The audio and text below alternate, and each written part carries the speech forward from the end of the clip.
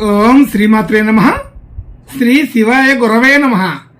యఃకర్త జగతాం భర్త సంహర్త మహసాం నిధి ప్రణమామితమాదిత్యం బహిరంతస్తమోపహం.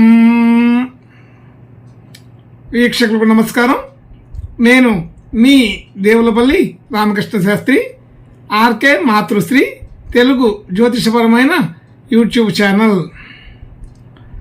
ఇప్పుడు మార్చి నెల 31వ తేదీ నుండి ఏప్రిల్ నెల 6వ తేదీ వరకు గల గ్రహ స్థితిగతులని ఒకసారి పరిశీలన చేద్దాం.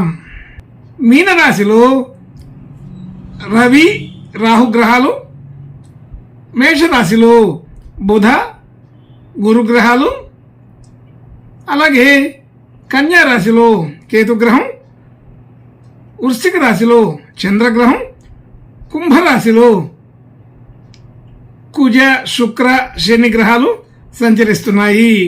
ఇటువంటి గ్రహ సంచారముని అనుసరించి ఈ వారం రాశులకి వార ఫలాలు తెలుసుకుందాం. ఓం శ్రీమాత్రే నమః. ఇప్పుడు మీనరాశి వారి గురించి తెలుసుకుందాం. మీనరాశి వారికి ఈ వారం కొంత మధ్యస్థంగానే ఉన్నది. అయితే ఆలోచనలు అనుకూలంగా లేకపోవడం, సరైన ప్రయత్నాలు చేసినప్పటికీ ఆ ప్రయత్నాలు ఫలించకపోవడం జరుగుతూ ఉంటుంది. అలాగే రాశిలో రవి రాహు గ్రహాలు, 2వ స్థానంలో బుధ గురు గ్రహాలు, అలాగే 7వ స్థానంలో కేతుగ్రహం, 9వ స్థానంలో చంద్రగ్రహం, 12వ స్థానంలో కుజ శుక్ర శని గ్రహాలు సంచరిస్తున్నాయి. ఇటువంటి గ్రహ సంచారాన్ని అనుసరించి ఈ వారం ఈ మీనరాశి వాళ్ళకి కొంత అనుకూల ఫలితాలు తక్కువగానే ఉంటున్నాయి. మధ్యస్థమైన ఫలితాలుగా చెప్పబడుతోంది. అయితే ఏలినాటి శని ప్రభావం కూడా కొంత పెరుగుతోంది. అయితే అక్కడ ఉన్నటువంటి గ్రహ స్థితి గతులన్నీ కూడా కొంత మధ్యస్థమైన ఫలితాలనే చూపిస్తున్నాయి. ఏలినాటి శనితో పాటు ఆ శనితో కుజగ్రహం కలవడం, అలాగే శుక్రగ్రహంతో కూడా కలిసి ఉండడం అనేది ఒక ప్రత్యేకం. అటువంటి విషయాల్లో కొంత ప్రతికూలమైన వాతావరణమే ఉంటుంది. అలాగే లగ్నంలో రాహువు రవి ఉండడం, ఆలోచన తీరు ఒక పద్ధతిలో ఉండలేకపోవడం, అయితే మనం ఆలోచన చేసిన దానికి నిజమైనటువంటి ఫలితాలు వచ్చే సమయంలో మనం ఆలోచనని మార్చుకోవడం జరుగుతుంటుంది. అందుకని గందరగోళమైన పరిస్థితి చూడగలుగుతాం. అలాగే ధనస్థానంలో ధన యోగాదులన్నీ అనుకూలంగా ఉంటాయి.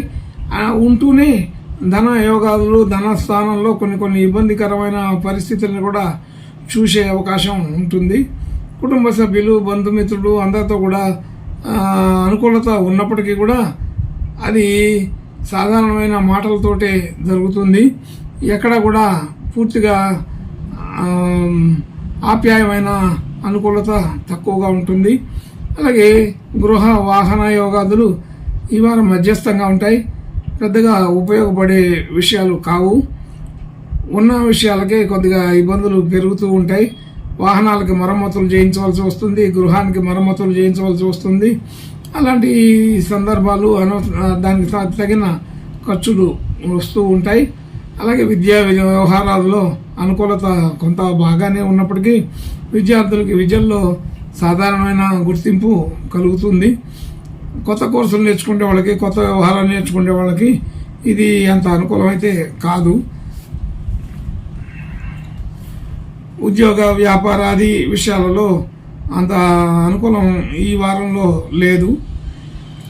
కాబట్టి మీనరాశి వాళ్ళు కొంచెం అన్ని విషయాల్లో కూడా జాగ్రత్తగానే వ్యవహరించాలని తెలుస్తోంది. రుణ సంబంధించిన విషయాల్లో కొద్దిగా ఒత్తిడి పెరిగే అవకాశం ఉన్నది. ఆరోగ్య సంబంధించిన విషయాల్లో కొంత నెమ్మదిస్తుంది. ఆరోగ్యంలో చిన్న సమస్యలు వచ్చే అవకాశం ఉంటుంది. అలాగే శత్రువులు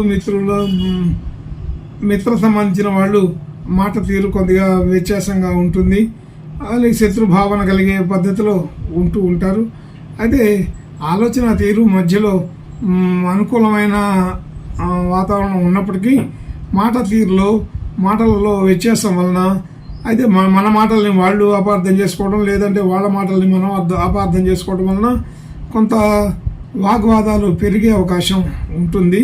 కాబట్టి ఈ వారం అనవసరమైన ఆర్గ్యుమెంట్లు పెట్టుకోకుండా ఉంటే బాగుంటుంది. ఇంకా మంచి పరిస్థితులు అనుకూలంగానే ఉండే అవకాశం ఉంది.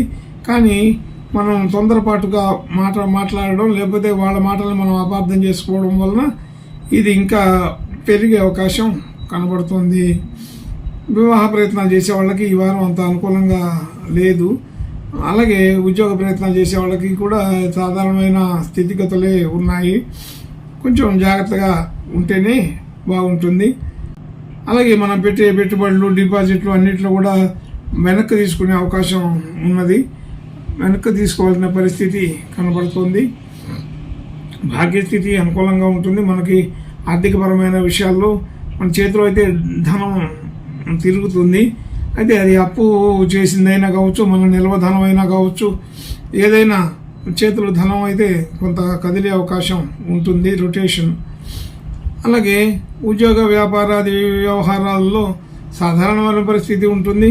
పెద్దగా అద్భుతమైన అనుకూలత ఉండదు. అలాగే నిరుత్సాహపరిచేంత ఉండదు, కానీ అసంతృప్తి అయితే ఉంటుంది. అనుకున్నంత విధానంలో వ్యాపారం నడవలేదని, ఉద్యోగ స్థితిలో అనుకూలత కుదరలేదని, పెద్దలతో మాట వస్తుంది. కొద్దిగా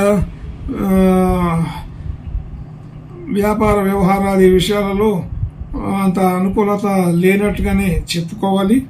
మానసికంగా కొంత సంతోషం తగ్గుతుంది. అన్ని విషయాల్లో కూడా ఈ వారం కొంత అనుకూలత తక్కువగా ఉంది కాబట్టి అసంతృప్తి అనేది కలుగుతుంది. ఇంకా మంచి అనుకూలత కలగడం కోసం ఈ మీనరాశి వాళ్ళు ఈ వారం దక్షిణామూర్తి స్తోత్రం, దత్తాత్రేయ ప్రార్థన, నమస్కారాలు చేసుకుంటే బాగుంటుందని తెలుస్తుంది. శుభం భూయాత్. ఓం శ్రీమాత్రే నమః.